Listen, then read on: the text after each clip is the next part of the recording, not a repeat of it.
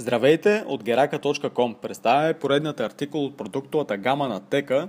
Това е кухненски смесител от серията Teka MB2 нисък с код B540.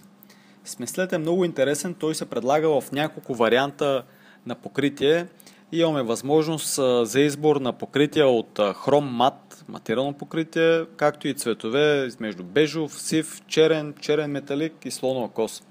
Виждате, покритието е цялостно, то е и върху ръкохватката, и върху основата на смесителя, и върху чучура. Виждате движението на самата ръкохватка. Това е един доста интересен смесител.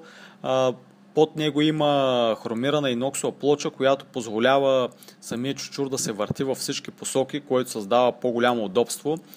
Чучурът и тялото са с обла форма, но пък ръкохватката е с правоъгълен дизайн, което позволява смесителя да бъде комбиниран добре и с мивка с обли форми, корито или пък с мивка, която има правоъгълен дизайн.